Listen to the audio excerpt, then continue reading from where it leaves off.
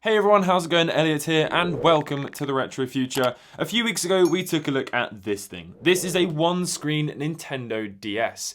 With a combination of this cartridge, what this allowed was for people to walk into a store and download data from this little device right here. This connected to the servers of Nintendo, and the idea of it was that you could download game demos and take a look at trailers, all whilst being in the store. It's a great way for obviously them to sell their games and whatnot. So, this is quite interesting, but what did they use before this? Because this is essentially just a Nintendo DSi inside of this slightly different shell. Well, what they used before that, and I did show it a little bit in the video, but this video is dedicated to showing it, is this little thing right here. This is just a regular cartridge. Now, although there were actually some more official DSs that were dedicated to distributing the data on these cartridges, it was just a regular Nintendo DS with a sticker on it, and then sometimes even attached into a box. So it's not quite as cool as this really bizarre one-screen DS, but these things are still fully functional. Now, the difference between this little guy right here and this thing is this is just the software that allows that one-screen DS to contact the Nintendo servers and then locally distribute the information, which obviously it now cannot do because it can't connect to those Nintendo servers anymore. But this one has all of the data on it. So actually on here, so it's basically cutting out the middleman. This is the data.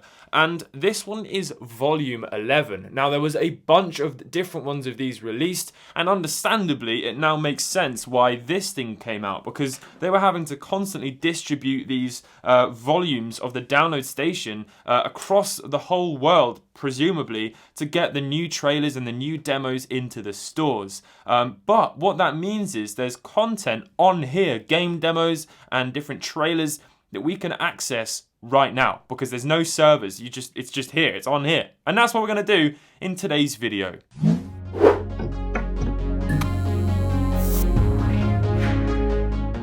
Before we get into this video, a quick word from today's sponsor, Otis. Otis is an alternative investment app that allows you to buy and sell shares in culturally relevant pieces. Weekly drops include a mixture of pop culture items, collector's pieces, and contemporary art. On the app right now is a 9.6 graded new Super Mario Bros. 3 game. But that is not all. There is several other Nintendo games coming soon, and I'm sure many more to be included in the future. The idea is simple. An item is put on Otis with a limited amount of shares made available, and then us as investors are allowed to buy and sell shares in that item. If the item goes up in value, so does the value of your shares. Be sure to read the terms and conditions carefully. A return is not guaranteed, but could you imagine if this app was available before Pokemon skyrocketed?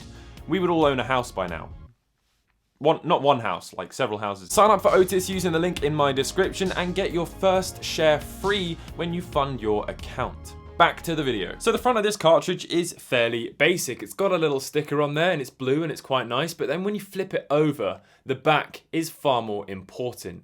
Now it says on there, not for resale, demo game pack only, property of Nintendo, part number 67751. Now for this, I'm going to be using a Nintendo DSi, although this was geared definitely more towards the original Nintendo DS and the DS Lite, because obviously by the time the DSi came out, this thing was being used. In true the Retro Future fashion, this isn't any old DSi, this is a development unit, and this is nicknamed the Panda, the DSi Panda. I'm going to talk more about this in another video, but let's just for now plug this game in and see what happens. Right, now let's plug the game in and see what shows up.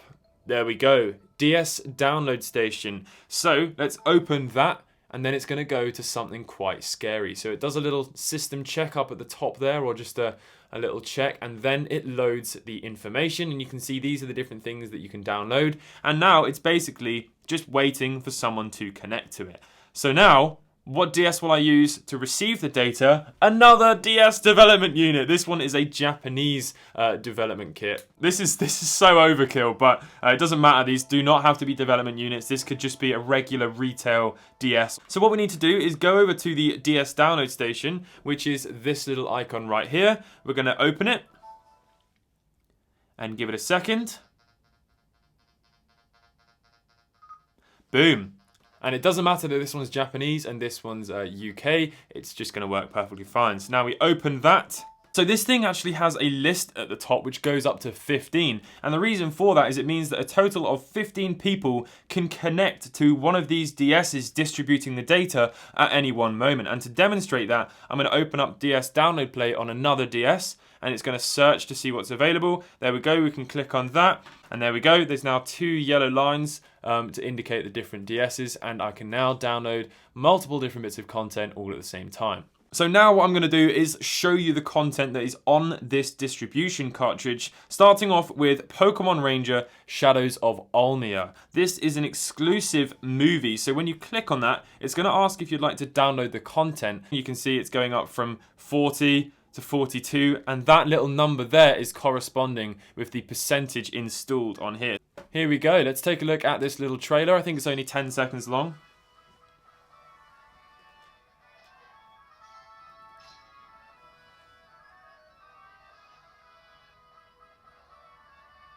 You can actually see the quality of it is far lower. They must have to highly condense this to get it onto this cartridge, so the quality of it is quite low.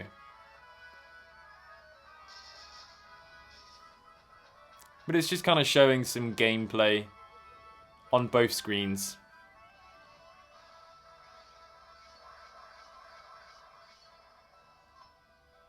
And then it just loops round, and that is pretty much it. So I haven't found a way now to get back to the selection, so I think what you have to do is press the power button, and then it's going to take you back home again, so presumably you then have to reconnect.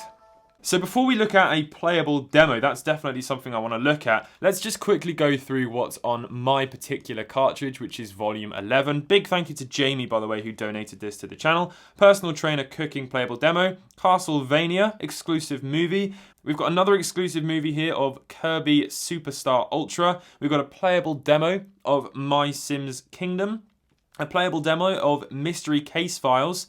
We've got an exclusive movie of Star Wars The Clone Wars Jedi Alliance, a playable demo of Crosswords DS. That one seems fun.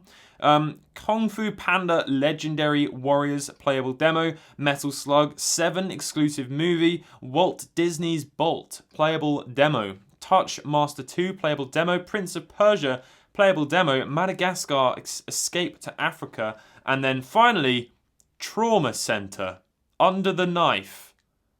Good grief, let's try that one. Who thought that was going to be a good game? Okay, and here we are into the playable demo of Under the Knife Trauma Center. Here we go. Let's go with normal. Please follow my directions and complete the procedure before the time runs out. This is a naked body. Right, let's begin, doctor. Firstly, let's take a look at the patient's vitals. If the patient's vitals drop to 0, it will be impossible for us to continue the operation.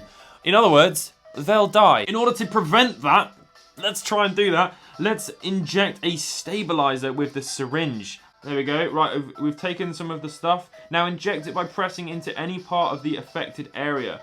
Okay. We're going to do another one. Hey. Okay. The patient's vitals have recovered enough for now. Good grief. But as we perform the procedure, they will continue to decrease due to the internal trauma. This game is ridiculous. Now, let's make an incision on the skin. Please select the antibiotic gel. Okay, here we go. A bit of that. Apply the antibiotic gel along the guideline to disinfect the skin. Here we go. Done that. Disinfection complete. Let's move on to making the incision. Oh my god, I don't know if I'm able to watch this. Make the necessary incision by tracing the guideline.